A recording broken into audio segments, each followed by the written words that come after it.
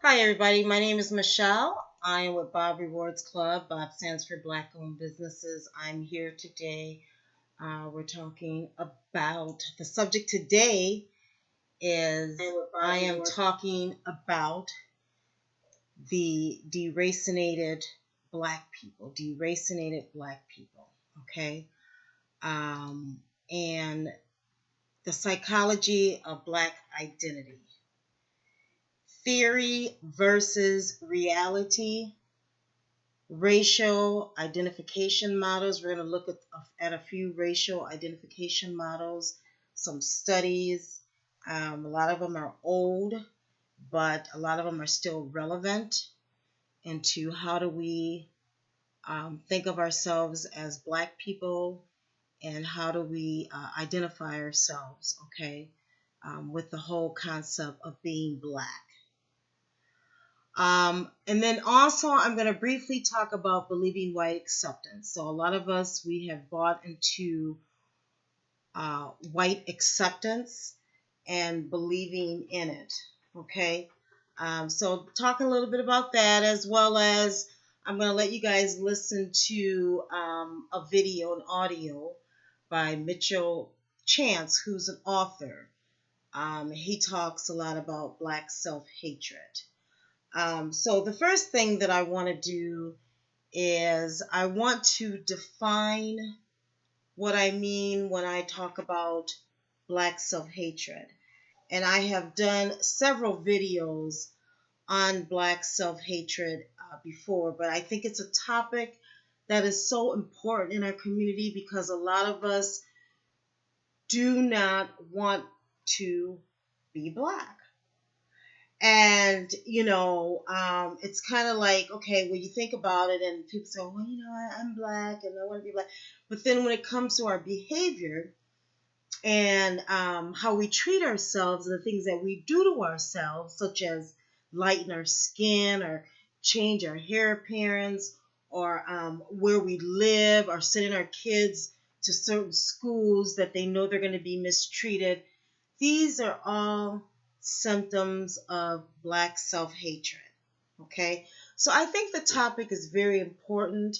And first thing I want to do is I want to define to you what deracinated means. Okay, so according to Merriam-Webster, deracinated means to remove or separate from a native environment or culture, and to remove the racial and ethnic characteristics or influences. Okay? So, of course, the root word itself is race. Okay? And that's what I see a lot of us in what we do, where we ourselves, a lot of us have removed ourselves because Black has always been seen as so negative. Black is seen as bad and negative. So let's go ahead and kind of talk about this a little bit more. I'm going to let you listen to a video, an audio by author Mitchell Chance, and it's quite good. So I will break in every now and then, but I want this to be a learning experience, okay? So when I make these videos, I want it to be educational and I want us to learn. Now, the solution to all of it is not to behave in this manner. That is the solution. And I will reiterate the solution as we go along. But let's go ahead and get this going. I wish I had more time. What they did was make everything Black or African negative. And Malcolm X said if they can make you hate Africa, it's going to be easy for them to make you hate yourself. And when we talk about the weave thing now, I'm not going to talk about the sisters' self-hate. That's if self-hate or lack thereof. I'll talk about my own issue. I ain't want to come nowhere near a woman with her natural hair. I didn't want to come nowhere near a dark skinned sister. I was like you. She had to be light, and she had to, because but that was my own self hate. I never appreciated a African woman's natural hair until I began to love me. So when y'all talk about the man that's walking by, that man is dealing with self-hate also. So when I gave you guys the definition of self-hate, is any subconscious bias, and this is what we got to keep this in our mind, any subconscious bias that makes someone feel something exclusive to their race is unprofessional, uncivilized, inappropriate, or directly connected to negative stereotypes to the point you disassociate from or alter your natural, your cultural, or your comfortable state in order to look less like your own people. So now we have three different forms of self-hate that I discovered. One is first-hand self-hate. And first-hand self-hate is when everything around you makes you hate yourself internally. So that could be the sister with the weave. Not saying that it is, but that's what it could be. But the man, see, he's dealing with second-hand self-hate. See, he feels accepted, but he uses his acceptance in order to push his self-hate on somebody else. And we saw this when Wesley Snipes blew up because the dark-skinned men came in, but we ain't like our dark-skinned sisters. That's second-hand self-hate. And then we have a subtle self-hate where, and this is where a lot of us find ourselves, and especially in our neighborhoods, the subtle self-hate is when your people have been beat down so much that you just accept a lower standard of living. Some years ago, I did something. I started saying, I dare you to want more. And I went on this campaign, I dare you to want more, I dare you to want more. And so many people felt like every time I said, I dare you to want more, I was telling you you weren't doing enough. And I began to talk to people about wanting to start your own business and being an entrepreneur. And I had a conversation with a sister, and she's like, so are you trying to say something wrong with having a job? I said, there's nothing wrong with having a job, but you can't limit yourself. She said, well, my grandfather was proud to be a janitor. I said, well, just because he was proud to be a janitor does not mean he should be proud to be a janitor. But we have to understand that your grandfather was from a different era where he probably could not get anything else. But now, if you still have the same mindset your grandfather had, when there are more opportunities out there and more chances to do so much more, you're dealing with the subtle self-hate. So now, this system of self-hate operates with four parts. Now, a system is a organized and purposeful structure with members, factors, and parts that simultaneously influence one another to further their activity, the activity of the system in order to complete the goal of the system. So we have five parts to the system of self-hate. We have economics, we have education, we have entertainment, we have etiquette, and we have news. And I'm going to deal with some of the things that people were talking about, especially when we get to this education, because this thing is really deep. So we start off with economics. Now, how many of you heard of Black Wall Street? How did you feel when you first started hearing about Black Wall Street?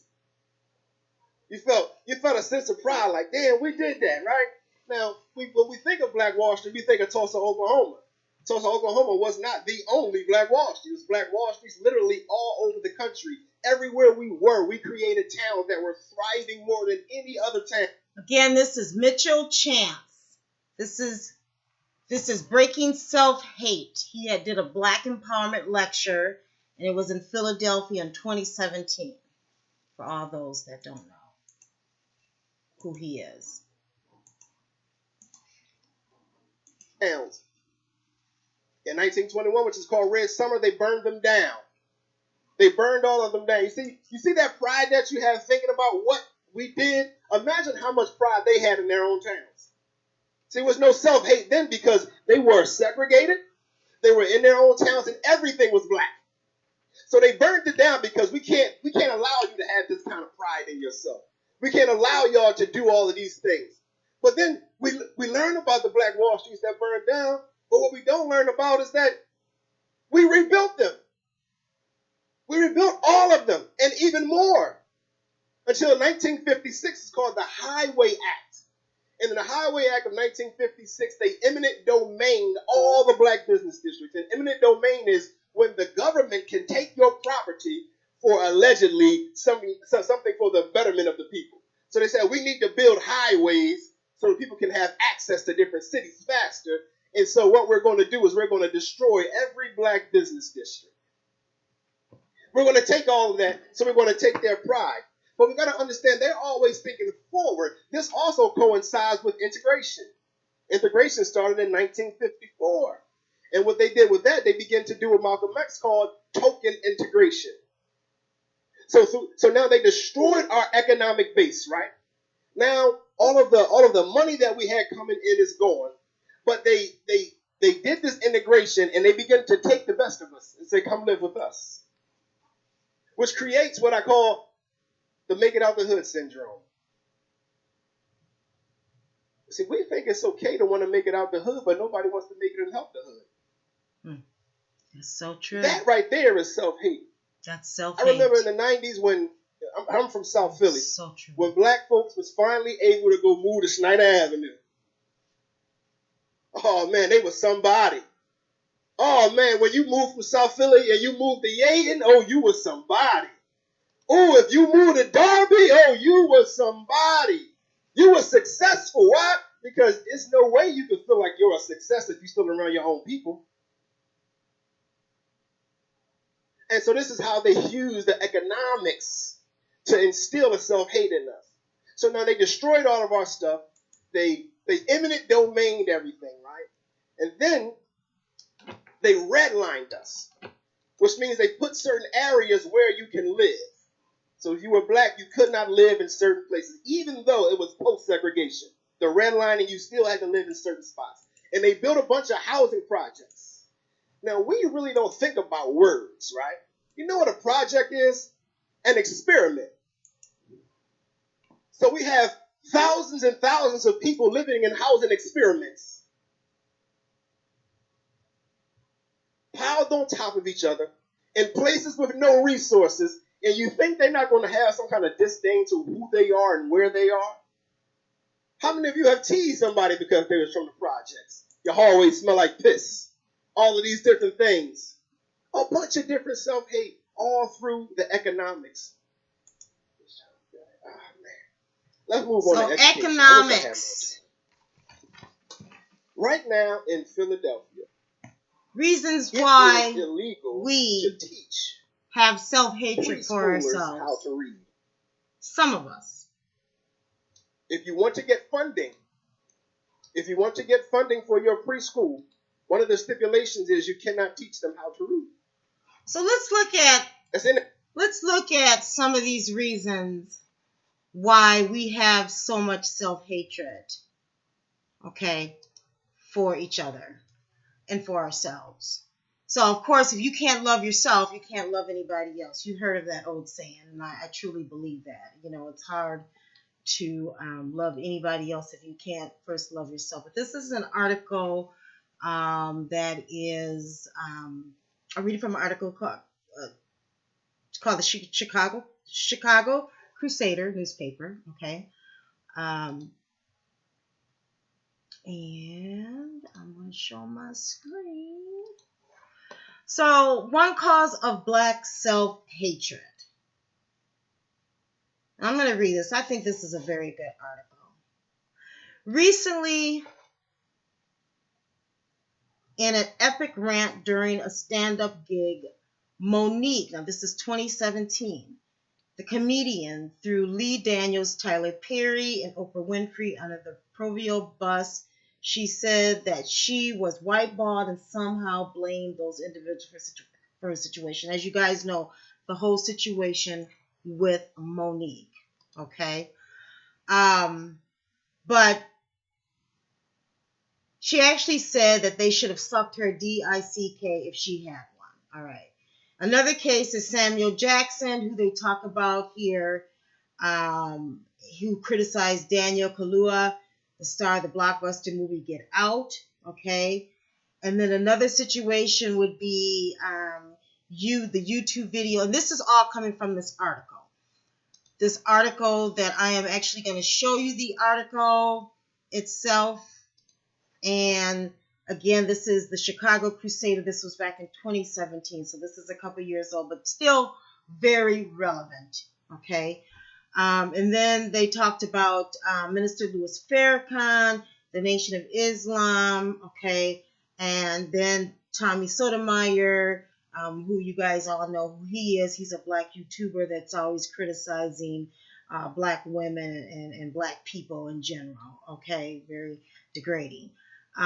So to sum it up, they say that there's a lot of self-hate in the black community, and people casually talk about it, but it still flourishes. And black on black murders have this as an underpinning. The light skin dark issue still is an issue in our community, as we know, okay? And the fact that many black businesses actually treat their black customers worse than they do those of their other races is probably one of the factors that contributes to the dearth of viable black businesses. And that is very true. And that is one reason that I like to talk about this subject, is because Bob stands for Black Owned Businesses, and we directly see a link with black hatred and the fact that we do not patronize black businesses like we should. Okay? So I find that this topic is very essential to us moving forward and rebuilding the economic greatness that we once had. Okay? And if we continue on not loving our black skin and our culture and the things about them, instead of using them as a impediment where we let it hurt us, okay? We need to embrace our culture, and we do need to support black-owned businesses. So I'm really stance on that, and I believe wholeheartedly on it, and that is why I do like to talk about this subject. But moving on here with the article itself, now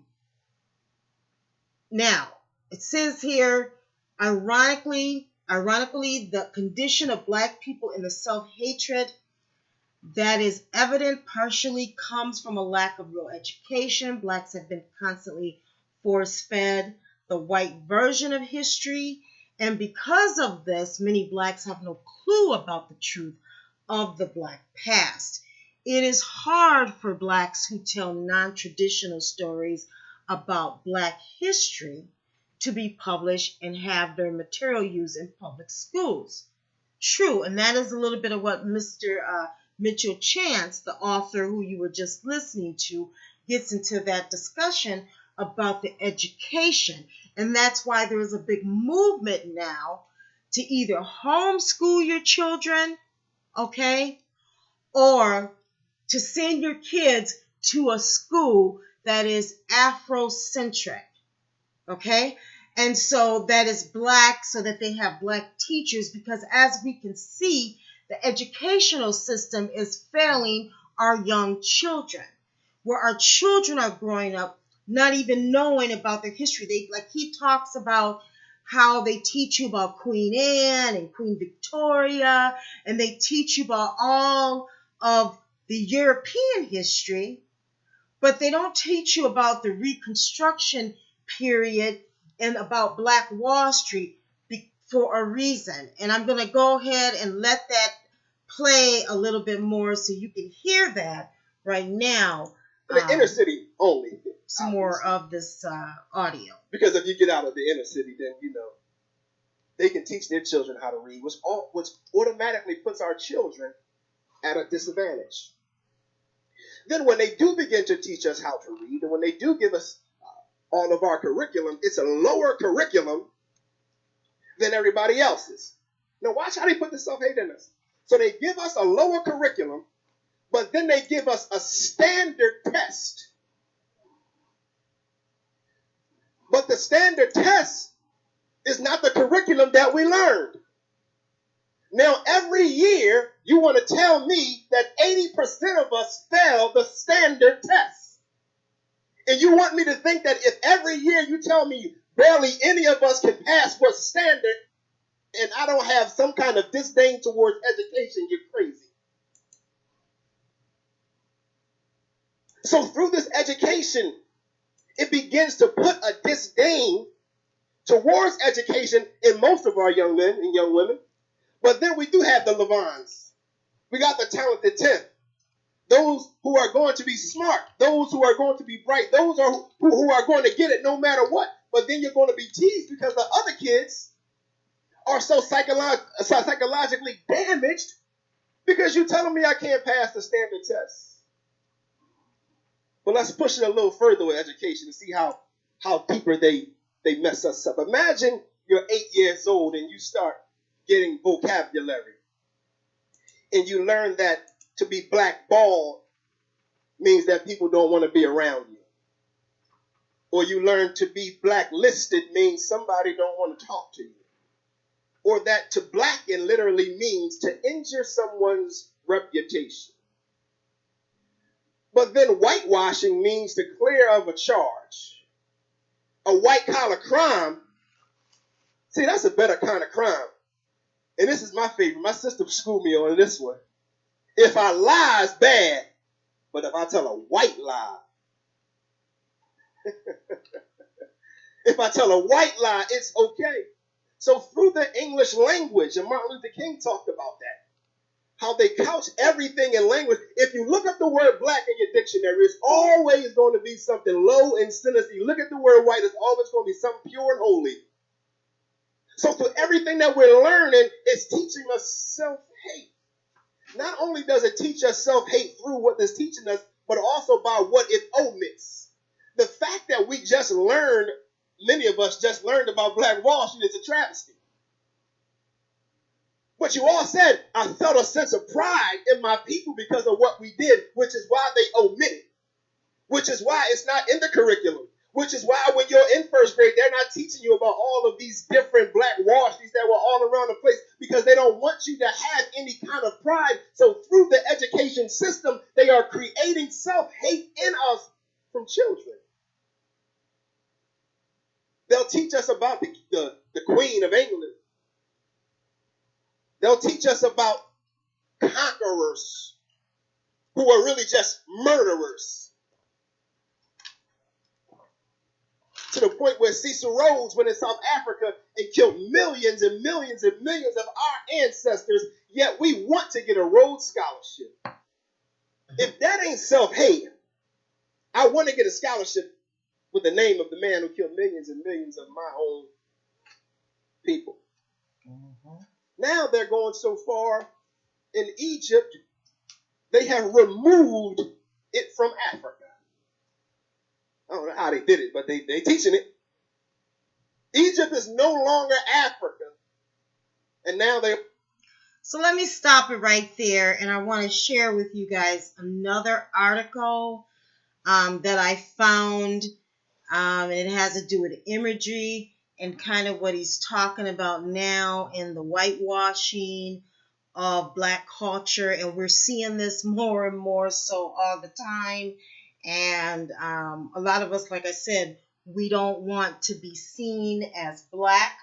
We don't want to have the kinky hair. We don't want the complexion that we were born with. And we don't want to even have a shape of a traditional black woman anymore. There's just so much that our culture has influenced us to believe in something that is not real and sometimes not even obtainable. Okay? Even so that you pretend that you don't like your black culture, you're still black first. I don't care. You're black first before you're anything else. Any other group, you're black first. And so even though you think that you rise above that level of being black, no matter how much money you've made, no matter how famous you have become, as we see, you are still black. It doesn't matter what gender you are. It doesn't matter how, whatever. You're still black first. And that is how come this is so important for people to understand that being black and who you are is first. And you cannot diminish that in any kind of way. I mean, I don't even think that you can have this pseudo kind of personality Like, they used to say, when I go to work, I don't act black back in the day, but when I go home, I'm black or whatever. No, your blackness is just something about you, and that should be respected for who you are from whoever. So for you not to want to be black, that is something psychologically wrong. And I like I said, I'm going to share this other article here with you. And this article itself was written by Maurice Madu. I think she's an African, and it's called Truth Avert Tradition. And there's nothing that proves the failure of black women more than when she continues to bide with her child. So she talks a little bit about the imagery with, at a time where, when we buy our kids white dolls, when there were no black dolls available. But this article itself is not that old. This article is 4 years old. But then she goes on to talk about the miseducation about God. I'm going to read you a little bit of what she has written. She says one of the main reasons as to why black people hate other black people so much today stems from the horrible miseducation that we have all received about ourselves from schools and religion since we're young, and about God, about who God is. For instance, most people who are my age at this time, 29 or older, have been brought up as Christians and taught that a white man with blonde hair and blue eyes by the name of Jesus is God. This ideology, she talks about the falsehood of that, as okay, and that Jesus was not who they made him look like, who the Catholic Church made Jesus to look like, okay, so that it could be sold to the masses. But some of us still, maybe, I know I don't, okay, but, there might still be some black families out there that have this imagery of this white Jesus. And I know I see it a lot with the Latino community. So, just that whole ideology and being thought. And then, she talks about Stockholm Syndrome, okay? Another major reason why black people hate each other so much today is because the majority of us are suffering from a mental illness that is actually called Stockholm Syndrome, and I'm sure you guys have heard of that as well, okay? And Stockholm Syndrome is a psychological perception in which slaves back at time express extreme sympathy and positive feelings towards their enslavers, to the point of defending and identifying with them rather than their fellow hostages, okay? So it talks a little bit about the mental illness that first took root in the minds of black people during the 16th century after slavery became legal here in the U.S. and originally used as a tool by our ancestors, slave masters, to instill white supremacy in the minds of all the slaves throughout the plantation. Okay, I think it's very important here that you know that one reason why there is a movement for slave reparations is because of stuff like the Stockholm Syndrome. And it's stuff like that because a lot of us still are suffering through post-traumatic slave syndrome, okay? And a lot of us do not realize, and a lot of this goes back to all of the racisms that we have went through. So, as you know, there is a strong movement for us to get slave reparations. I am very much in support of that movement. If you're not in support of that movement and you are ADOS, American Descendant of Slaves, just, hey, don't say anything at all, because this is a very strong movement that it's gonna happen one day, and hopefully within my lifetime. But I'm going to go ahead on with this article. And then she kind of talks a little bit about, of course, we know the media's excessive promotion of white supremacy all the time and the actual standard of beauty. Especially we see this with a lot of women, a lot of black women who are taking on the features of their European white woman, okay? Like over in Africa and Jamaica and a lot of these other countries, black women are heavily using skin creams to change their appearance, okay? And we know that is a very serious issue. It's not no, when you don't want to even look black anymore. And then, and of course, maybe they're doing it because a lot of the men, that's what they want. Because a lot of our black men have bought into the imagery that it's okay, that, that's all they want is that light skinned woman. And, we hear it in music, and just everywhere in the media and all the propaganda that the standard of beauty is the light skin, the straight hair, and and all these light features, that slim, thin body frame, and all of this. So, I'm gonna go ahead and let that some more of that play, so you can kind of hear a little bit more of what Mitchell is saying there. They're over there lightening up the hieroglyphs to make them look a different color because they don't want you to have any self-love. They don't want you to have any pride in yourself. And so through the omission of the teachings, what's the lady's name? Jane Elliott. Ever watch her? Caucasian lady. Jane Elliott says, if you graduate high school and you aren't racist, you must have failed social studies. Now, she was talking to the Caucasians. Now, what I would say as an addendum to that is if we graduate high school and we have informed some form of self-hate, we must have failed social studies.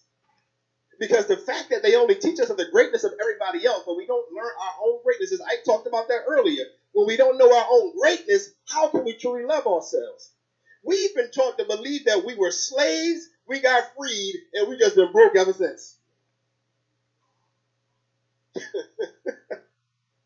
Nobody talked about Queen and Zinga. Nobody talked about Mansa Musa. Nobody talked about any of these things. No, y'all were slaves. Matter of fact, before y'all were slaves, y'all just was uncivilized people in Africa, and that's why we enslaved y'all so we could civilize y'all. They omit that we went in Europe and civilized them. They ain't never gonna teach y'all that. They teach us that we started off as cavemen. No. They were in caves. We had thriving cities with even electric. But they ain't going to tell you that. They're not going to tell you that. They're going to tell you that, what's the guy's name? They say invented the light bulb. They're going to tell you Thomas Edison invented the light bulb. They had the light bulb way This is education. Edison, but they're not going to teach us that. So through the education system, y'all, it's funneling us into this self-hate. And Dr. Umar Johnson talks about this all the time. Now, I'm going to seem like I'm going off track, but I want you to understand I'm going to bring this back. Now, I talked about Cecil Rhodes. I'm going to talk about him a little bit more right now. Cecil Rhodes was for one, he was a murderer, but he was the top of a diamond cartel. So in the early 1900s, they went into South Africa, killed a bunch of people, and took hold of the diamond trade. At this time, nobody cared about diamonds. Nobody wanted diamonds, but he had all of these diamonds. And so now he had to figure out, how am I going to sell all of these diamonds? So he hired an N.W. Ayers, somebody who did marketing. And they put together this campaign where they put up all of these billboards and they had all of these flyers and it was radio, and they began to push the engagement ring. And they begin to have the flyers with the woman with the... Okay, so before I let you know, I'm gonna play this throughout. This is a video by Mitchell Chance. He's an author, okay, and he talks about Black self-hatred, and he is still around. His this was a speech that he was given in Philadelphia in 2017. Now, I do want to share with you also, just to reiterate for those who don't know, because I think a lot of us don't know what self-hatred is and how that relates to us in our Black identity. So in case you don't know, I am going to read to you the definition of that. It refers to an extreme dislike or hatred of oneself, okay? Or being angry at or even prejudiced against oneself. The term is also used to designate a dislike or hatred of a group. In this case, we're talking about our black group. Okay? Our family. Some of us hate our families. Okay? And we want to integrate to change the appearance of our families. We don't think that having black babies, and I know I have people in my family who, and I'm not even going to go there, but made comments to the effect that they would rather not have a dark-skinned child. Okay? So we still today in 2019, we have a problem with being black.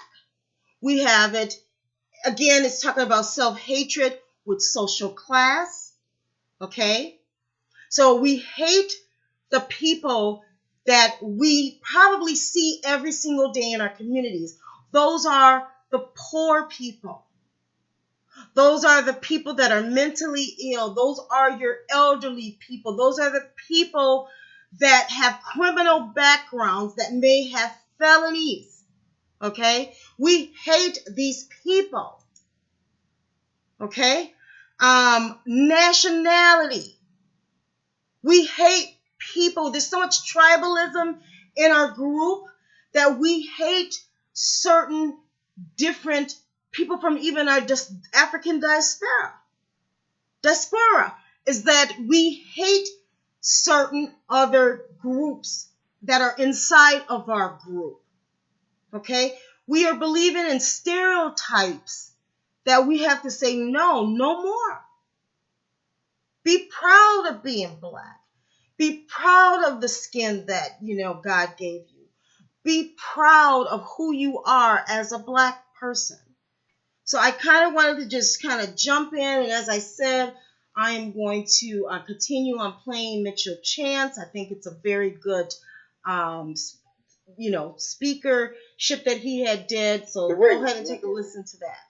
She's happy, and they got celebrities to endorse it, and they made everybody, still to this day, over 100 years later, we still get the engagement ring because of a brilliant marketing scheme. So we don't even know why we want to propose with an engagement ring. Well, I'm letting you know, you want to propose with an engagement ring because of awesome marketing. Now, what does that have to do with entertainment? If marketing can make the man desire to buy and the woman to want an engagement ring because of billboards, how much more can watching 10, 15 movies of your own people doing negative stuff, or listening to 10, 15-hour-long albums of your people doing negative stuff, how much more can that cause you to do something? Now, people will try to say that the music or the movies do not cause you to do anything, but that's just foolishness. Because if marketing doesn't work, then why are they paying millions of dollars for Super Bowl commercials? The psychologists figured out some way, somehow, that red makes you hungry. So Wendy's got red in it, and McDonald's got red in it. The color red. Everything got red in it. It's all found marketing. that out a long time. You wonder why you was hungry as soon as you saw McDonald's, wasn't you? When they can get in your psyche, they can get you to do anything. That's right. Now, they'll tell us, right, that the music doesn't cause any action, right? It's okay. And they was fine when NWA was talking about killing black people. When they made a song that said, fuck the police, all of a sudden it was, you're inciting violence and you're going to cause cops to get killed. But I thought the music doesn't. See, if I come out with a song right now that say, I'm going to kill these cops, I'm going to be on CNN, be on everything. They're going to want me in jail because they're going to say, I'm going to get these cops killed. But nobody had a problem when Mitch caught a body about a week ago was the number one line in a rap song for a whole summer. Reason being because Mitch was black and they didn't care. But they want you to live out. The psychology is called modeling. If I show you doing something long enough, you begin to believe you're supposed to do it. So now, where I'm from, as Cassidy said in a rap, getting a body is an accomplishment, or killing somebody.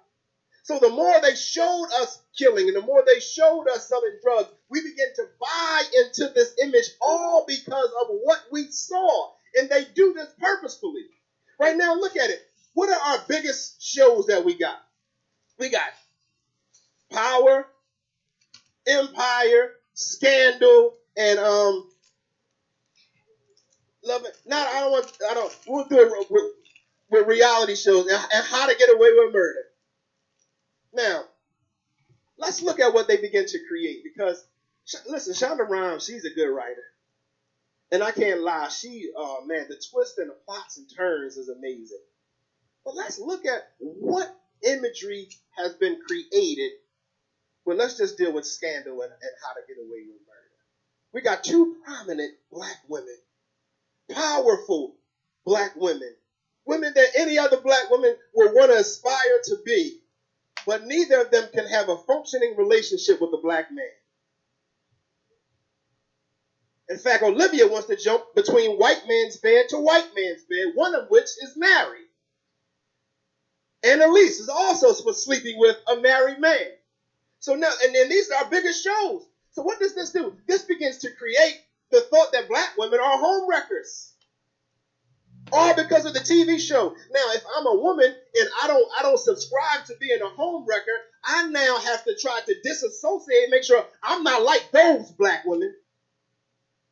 You see, this is how the self-hate is. It causes us to begin to disassociate from our own people. Now, I not only have to condemn the lifestyle, I also got to condemn you if you tweeted, "I love Olivia and Fitz together." Now, I don't want to say I'm anything like you, all because of a fictitious character. All because of a fictitious character. And this is how they breed more and more self-hate in us. So we did economics, education, entertainment. We're on 4. We're on etiquette. I was talking to one of my brothers, and he was like, "Man, when I heard you say etiquette, I just didn't know what you was, how." Okay, so economics, education, those are his points. Now he's going to get into etiquette. Now, again, I'm talking here and showing theory versus reality. So this has all been reality so far, okay? Now I want to talk about theory, and I want to talk a little bit about some of the race identity models that, by academia, what they have done, okay? So let's go ahead and let me show you my screen here. Just bear with me.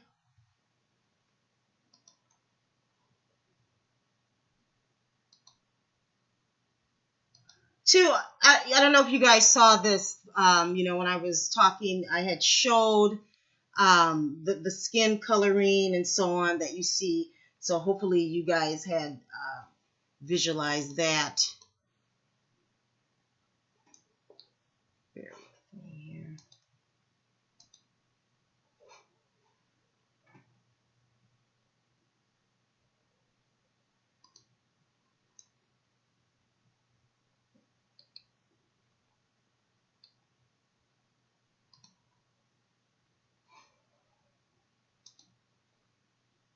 Let me continue on with the audio while I get my screen ready. With self-hate.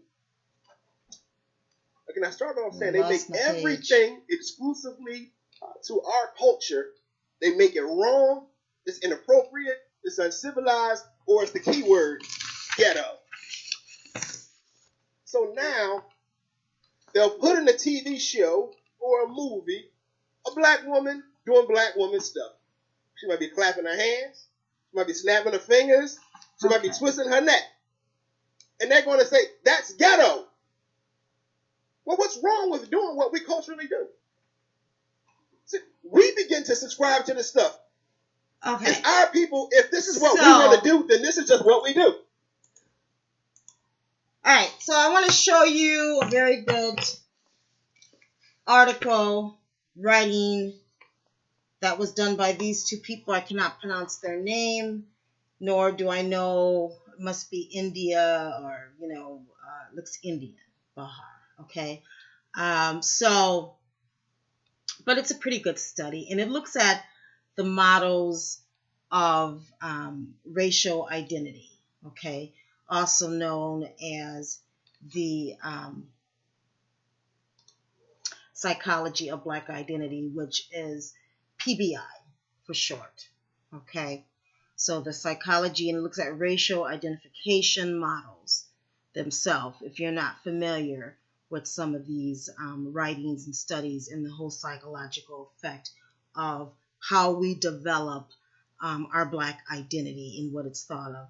Now, these models themselves, some of them they've been used, they've taken bits and pieces from like the 1930s to one of the famous ones of 1971. Okay, and this 1971, if you think of the period back then, this was after after civil rights, this 1960s and the 1950s civil rights era, just a little bit, and integration, and a lot of laws were passed and stuff like that. But so in the presentation of the literature, it demonstrates the psychological impact of, like I said, black identity, and the literature on the self-hate paradigm as a starting point. So you can go take a look at this, and as I said, that self-hatred paradigm was followed by the Negressence paradigm, what it's referred to. It's one of the models. It was written by Cross in 1971. Okay. So, show my screen here. This is a bit bigger. And so, as I was saying, there's an early statement, the psychology inferiority is one in the 1930s, 1940s by Clark and Clark. So that's been some time ago, almost 100 years ago. But the Negressence paradigm, okay. So let's talk about this. While numerous authors have written about the racial identity development of African Americans, it was in the early 1970s when models of racial identity development were proposed, okay? And perhaps the best known and the most widely researched is Cross's, in 1971, his model of psychological negrescence, which refers to the process of developing a black identity. This is when a healthy black progresses from a non-Afrocentric to an Afrocentric to a multicultural identity. Okay? There's been a series of studies on black identity itself and the conversion from Negro to black. All right? So I think it's very important to highlight here that how we have gone back to even using the word black, it tells the time and period that we're in. This is for all you black YouTubers out there that, hey, I think it's very important that we draw that correlation to the period that we're in again, because now we can see that we're heightened up about certain things and what's happening in our communities again. We're seeing history repeat itself over and over, the socioeconomic oppression that we have underwent as black people. And so I think it's very important to just note that here they've got it written from being a Negro to a black. So it says here, while others suggest that the development of a black person's racial identity is often characterized by his or her own movement through a 5-stage process. Okay, now he goes into talks about the first stage and all the 5 stages themselves. The first stage is the pre-encounter. It's characterized by a Eurocentric identification and denigration of that which is black. Typically, a person in the pre-encounter stage considers himself or herself to be race neutral. There is a little thought about race and being black is not important. Okay, I gotta take a sip of water here. For some individuals, this stage is most likely to have accepted a deracinated frame of reference. That is why I called this today deracinated black people. Okay? Deracinated black people. I'm going to read that again. The person at this stage, this is again the first stage, it's the pre-encounter stage. The person at this stage is most likely to have accepted a deracinated frame of reference. And because their reference point is usually a white normative standard, they develop attitudes that are pro-white, and anti-black. These individuals may subscribe to negative stereotypes about black people and may wish that they themselves were not black.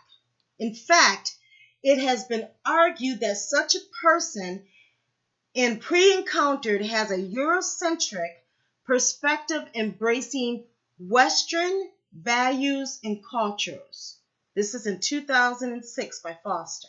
Okay, such a person is likely to appreciate Western values such as individuality and to prefer the Western ideal of beauty. Very, very interesting. As I was saying all along. Hello, you guys who are there with me. And so now there we have the second stage, which is the encounter. The second stage is encounter.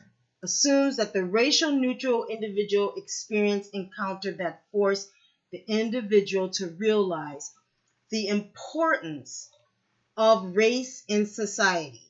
Okay? This stage involves two steps. The first step entails experiencing and personalizing the event. You can read this with me. Personalizing the event when the person realizes that his or her old frame of reference is inappropriate, and so he or she begins to explore aspects of a new identity. And the second step portrayed as the past study as a testing phase during which the individual cautiously tries to validate his or her perceptions and then definitely decides to develop a black identity. Okay? All right? So they just, they're past that stage and they said, well, they're going to look into it, but, they're not really sure at this point. Okay? And we see this in black people. Let's think about this. Let's think about this. This is so true. Now, the third step is the essence. In essence, this stage is characterized by a negative social event involving being black. This is believed to force the individual to re-examine previously held attitudes and ideas regarding racial matters in a revision of the Negresence model. Okay? And this model itself is the Negresence model. This is what you would consider the point of blackness, in another way of saying it. The point of being, hey, I am black, I'm pro-black, this is blackness. Okay? So this person, when they encounter various incidents that can constitute as an encounter of actually, encountering something of blackness, if you're black, the person itself in the encounter stage feels a great deal of guilt and anger for never having considered the importance of blackness itself, okay? And having subscribed to Eurocentric values. So we see this. I've seen this. Me, myself, I've been black all my life. I love being black. And I'm not ashamed to be black. But in the third stage, so that stage is negrescence. Okay? And basically, it's at the point where you're separating yourself or himself from the Eurocentric values, and you are saying, I am black. And it says a person may embrace that which they perceive as black or African, not for its authenticity, but rather for it not being white. Okay. So, I just wanted to kind of bring this up, but, there's 4 different stages. The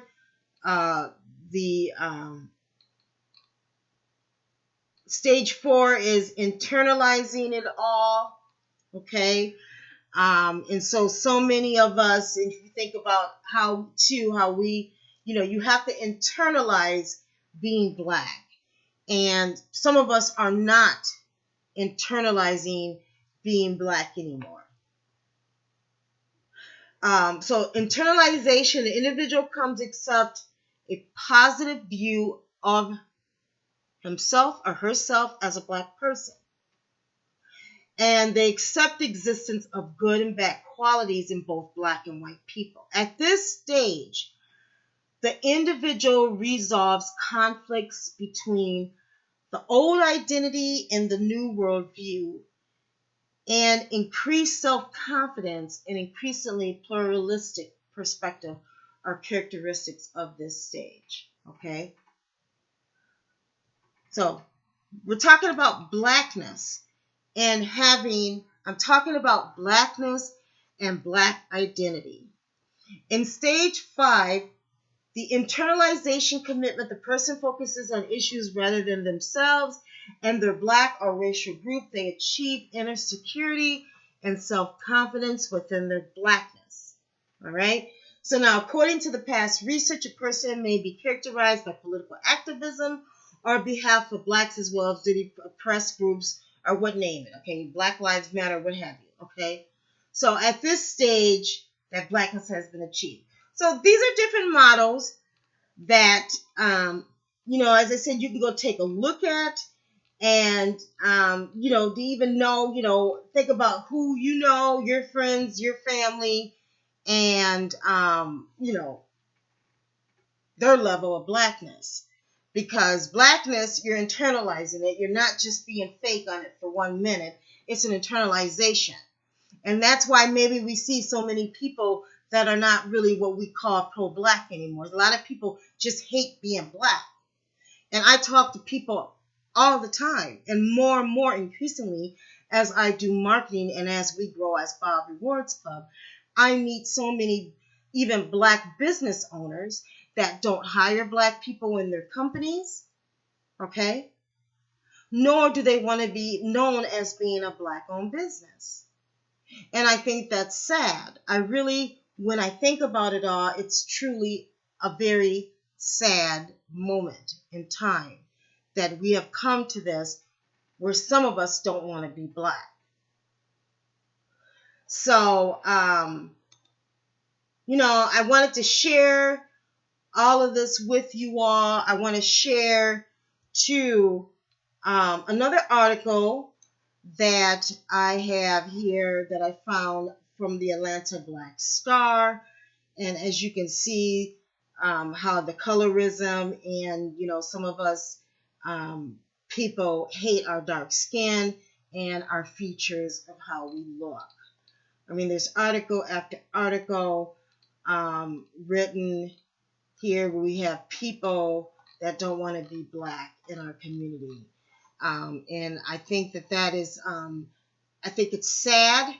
And as I said, the solution to that is to feel better for who you are in any way, shape, and form.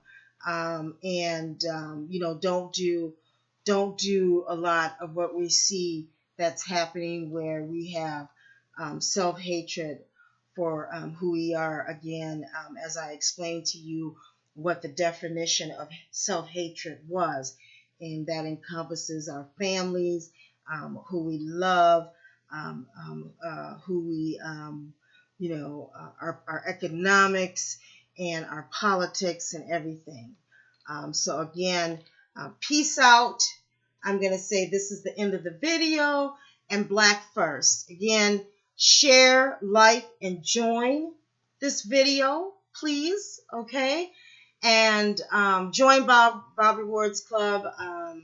I've got a Facebook group, Bob Rewards Club, and also I have a website, bobrewards.club. As you can see back there, visit it and subscribe and take out a membership if you're not a Black-owned business. If you are a Black-owned business, it's only $25 a year. If you're not, you get discounts as a consumer for $10 a year. So, hey, we're celebrating Black-owned businesses. Have a good Saturday, and we'll see you again. Bye-bye.